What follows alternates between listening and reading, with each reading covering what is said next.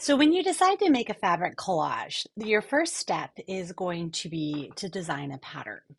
My patterns tend to be based on a photo that I've taken, and then I create the pattern using that photo. So I'm just going to show you my process, and I'm going to use a photo of my sister's dog, whose name is Noelle, and you can just see step by step what process I go through. So the first step is to find a photo.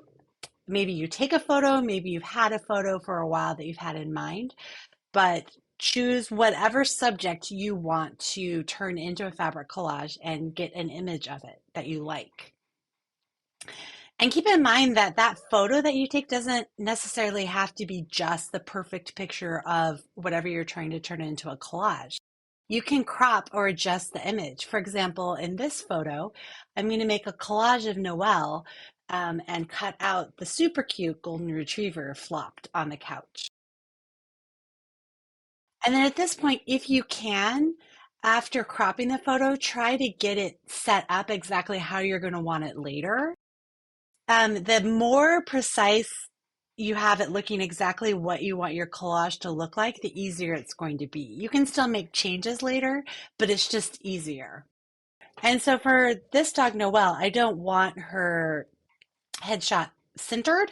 So I'm going to kind of play with it and adjust the cropping so that she's kind of more to the side so that she looks the way I want my future collage to look. And then on my next step, I use an app that's called Procreate. And what I'm doing in that app, I think it's probably likely that other apps might do the same thing. So it's not that you necessarily have to go out and get Procreate app. You can take a look at what I'm doing, and then if you already have an app that works similarly, you could probably use that. It's much easier if you decide now what size you want your future fabric collage to be. And in the past, up until now, I've made pretty big collages. But my sister actually has five dogs, and I'm planning to make one for each of them. So I'm going to go ahead and make them smaller. And then, in theory, she could display them all easily on a wall. So if you go up in the top right-hand corner of the Procreate app, there's a plus sign. So if you click that, and then below, there's another plus sign for new canvas. So you're going to go ahead and set a new canvas. Your canvas is ultimately the size of the collage that you're making. It defaults to pixels, and so you can change that to inches and then change the dimensions that you want. For me, I'm going to use 11 by 17. And so the next step is to click on the button that says Create. And what's going to happen is a new project will open with the canvas that is the size that you chose. So now the photo that you just cropped, you want to insert that into Procreate. And so what you do is in the top left-hand corner, there's a wrench. So click on that wrench, and then a menu will open up and choose Insert a Photo. So when you insert the photo, it's going to bring up your media library and select the photo that you want, and it will just pop it right into the middle. And usually it's smaller than the canvas.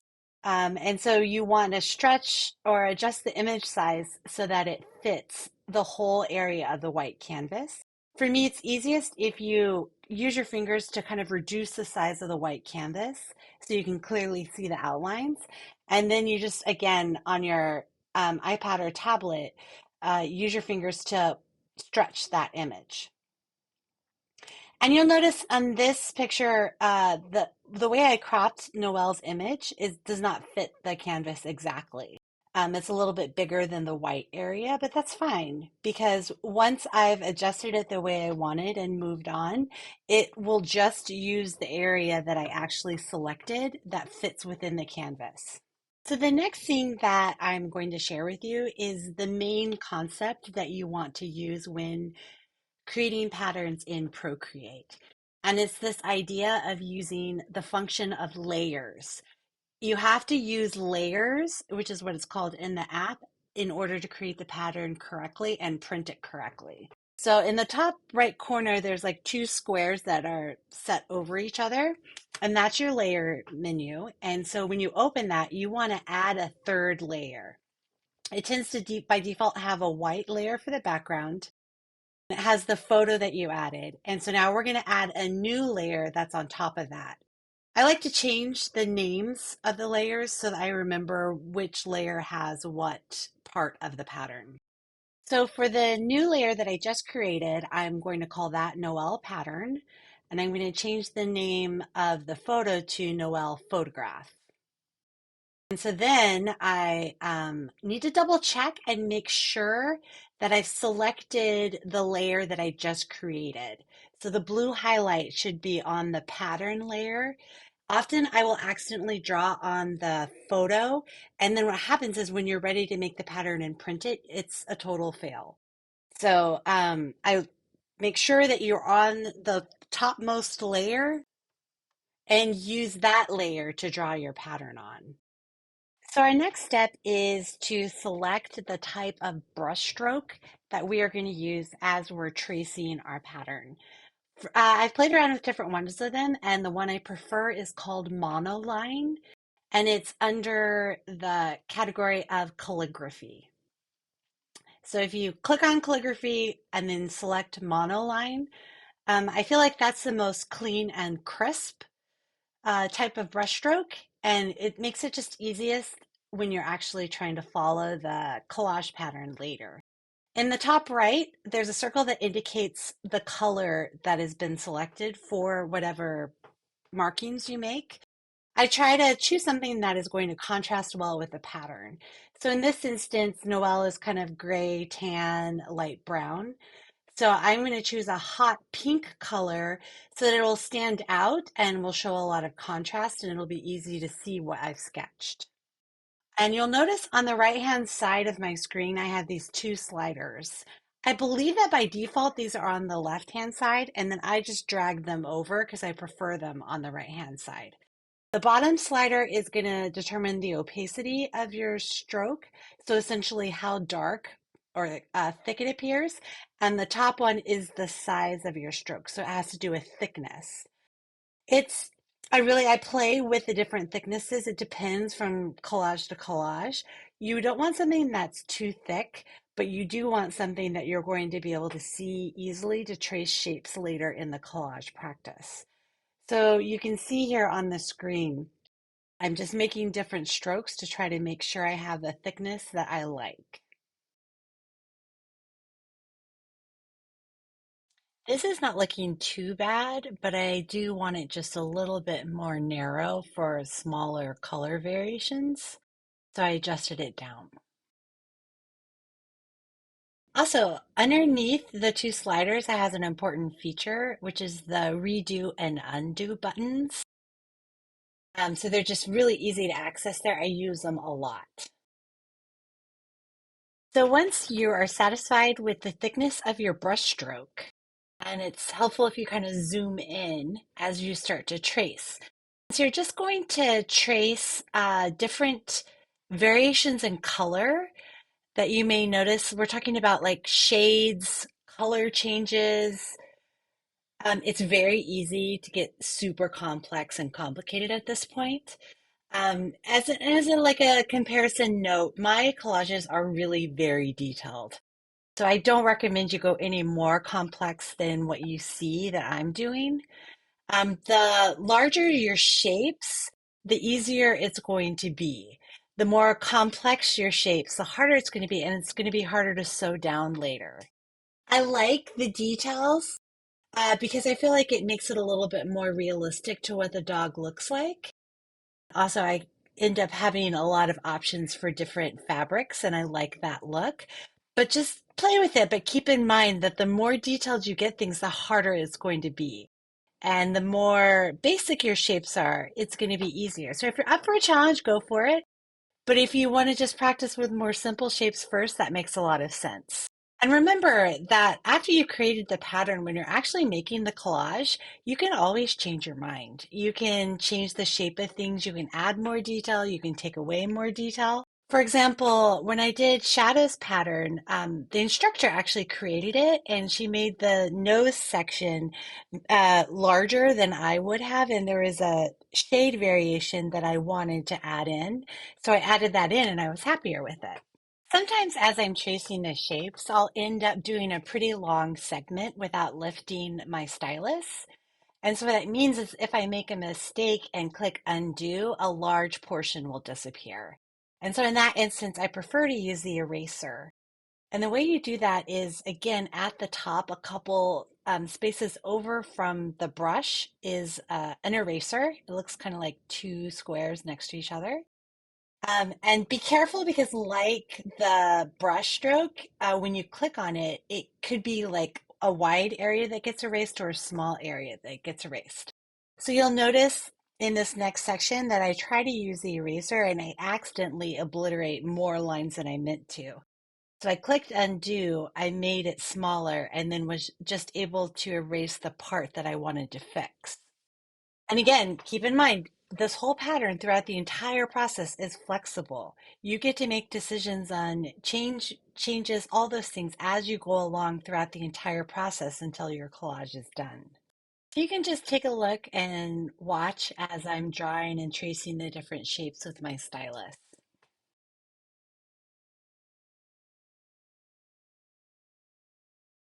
Most of the time when you design a pattern, nobody will ever really see the original photo. And what that means is you have the freedom to digress from the original photo. For example, in this situation, my sister's dog has two collars. The reason being is she lives on 3 acres, and so if the dogs are far away, she'll vibrate their collars. Not a shock, but a vibration, that is a recall for them, and they know to return. And so I don't like the look of the double collar, so I'm just going to choose to eliminate the top one and just keep the lower collar. I just kind of am tracing the shapes as if it would look like what the dog really looks like. I know Noelle pretty well. It's pretty easy for me to kind of guesstimate this. But if you're working with a collage that for some reason you're not sure what it might look like under whatever you're trying to remove, you can try to find other photos and use the information in those photos to help with your collage.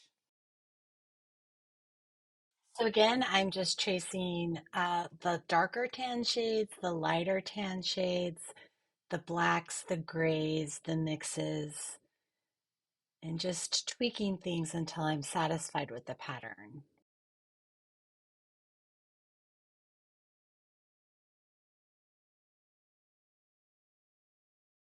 Getting the shadows underneath her chin.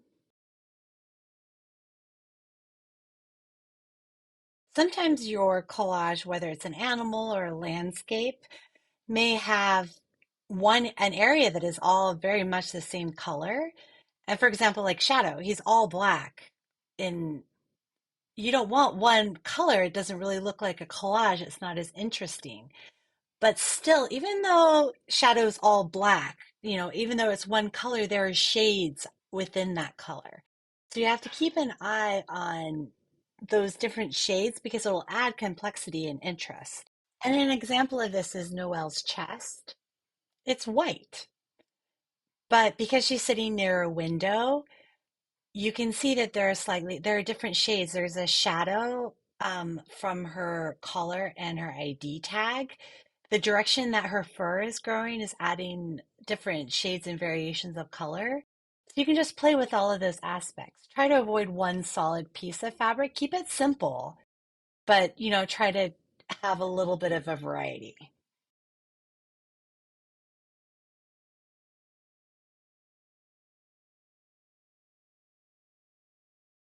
If you're making a collage of an animal, the hardest parts I find are the nose and the eyes. Those are hard for me. Um, so you have to try to show, like, for example, the nostrils. You want those dark nostril places. And you want to highlight some of the other colors, but also you want to keep it as simple as possible because this one area where if you add too much complexity, it starts to look strange. And so for Noelle here, she has those dark nostrils. She happens to have like a little bit of a light shade on the lower part of the nostril. Try to keep it simple. And then in the process of actually making the collage, there are some tips for that part that we can talk about later as well. I'm going to start by just outlining the outer shape of the nose and then do the nostrils in those lighter shades and fill in a little bit under the chin. Some of these places I might eliminate or combine when I'm actually creating the collage. Noelle happens to have pretty thick and long whiskers, and it's just one of her quirks. And I will not recreate these whiskers during the actual collage practice, so I changed it to blue, just to remind me that I'm going to add in the whiskers during the actual quilting process. I kind of make long swoops and go back and forth maybe 3 or 4 times when I'm quilting, and that creates that idea of whiskers. Again, just going back and forth until I feel like it looks like the picture. And it's nice to go ahead and add those blue whiskers as that detail in now because it helps me remember where to place them later. So as you're tracing, sometimes it's hard to see if you've missed any spots. So if you go up to layers and you uncheck the box that's next to the photograph, the photo will disappear. It's still there, but you won't be able to see it, and you'll be able to see if you're missing any parts of the pattern. So we can see, obviously, I haven't finished Noelle's head, but I also have overlooked the back part of her head and upper shoulder. So now I know that that's missing, so I can turn the photo back on and trace those shapes to complete the collage. And it's looking better now. So using my fingers, I kind of move to recenter the part of her head that I need to finish and keep tracing here, undoing when I make a mistake, trying to follow all of the patterns, the shades, and the different colors.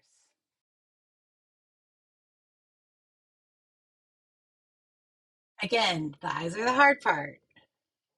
And you can see here that I'm actually struggling with the thickness of my brushstroke to be able to trace the white highlight in her eye or the white of her eye that's in that side part. So I kind of gave up and I just made a mental note. And so when I'm creating the pattern, I will just look at the picture more closely and try to replicate that. I have her other eye over here, the shape of her eyelid, the whites of the eye, the underside of her eyelid, that darker shade of her fur. And in this one, I was a little more successful at tracing the highlight. And just removing some stray marks I accidentally made. And now I feel like my collage pattern is pretty good. It's pretty set the way I like it. And so my next step is to save it as a file. And I recommend exporting it as a PDF because it's just easier to print a PDF, especially if you're making a larger collage that's bigger than the size of your printer paper. Because printing a PDF allows you to tile the different pages so you can print it, then overlap them, tape them together, and it becomes your full pattern. It's just easier. I recommend exporting 2 files. I'm going to start with a file that has the photo of Noelle as well as the pattern. I use that for reference. It might help you. Some people actually prefer to build their collage on top of a pattern that also has the photograph. I like to have a blank white background and just the pattern shapes, and then I kind of reference back and forth. But just print both and just see which one works best for you. So I'm going to start with both her photo and the pattern layer.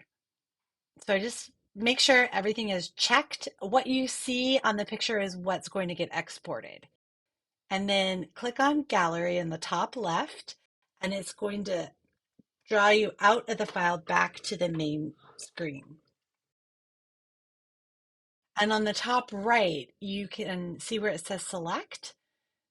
click on that and then click on the photo of the pattern that you just made. And then up in the top menu, you see share, and then choose PDF from that drop down. And you'll have quality options, good, better, and best. Which one you should choose, I honestly do not know. But for the photo with the pattern on top, I tend to choose best because I want the quality of the photo to look good. Whether that actually makes a difference, I'm not sure, but that's what I do. And then when you click export, you're going to have more options. I like to save it to files because I want it on my computer. So I click on save to files and then go into the directory where I want to put it and change the file name and click on save. And then I now have it on my tablet and my tablet is synced, so I have it on my computer. And so the next step, now that we've exported both the photo and the pattern, I'm going to export just the pattern. So go back to the Procreate app, and it's still going to have you stuck in that share menu. So click the X on the right, and then go ahead and go back into the file where you just designed the collage. And go to your layers menu and unselect the photograph. And so then you'll just have the white background with the pattern. So we're going back to gallery now. Um, and then at the top, clicking on select, clicking on the pattern that we just made, exporting it or share as a PDF. Now it's just a line drawing, so I feel comfortable just picking good. So that's what I do. And I save it back in my files, change the name to make sure it's easy for me to see the difference in the file name between the pattern with the photo and the pattern without the photo. So now if you go back into files and you open them, you can see the two collages as PDFs. And in the folder, you'll have both of them listed. And so now you have your patterns. If your collage is fairly small, it would fit on whatever paper size your printer can handle. It's going to be really easy. You can just go ahead and print it at home as a PDF and send it to your printer. If your collage is bigger, you're going to have to print it as a poster and tile it. And there are two ways you can do this. One is if you have a paid version of Adobe Acrobat, when you click on print, it will have an option to print as a poster. And then you can change the tiling settings to the way you want it. Then when it prints, you can connect the pattern and tape it or glue it together. If you don't have the paid version, it's not available on the free version, then you need to just go to whatever printer place is near you, maybe a Staples or a print shop. They will have the software and it'll be easy for them to print it for you and not that expensive. There is a complex process where you can change a one-page PDF into multiple pages, but I don't know how to do that. So if you do know how to do that, that's great. But that's my recommendations for printing your pattern.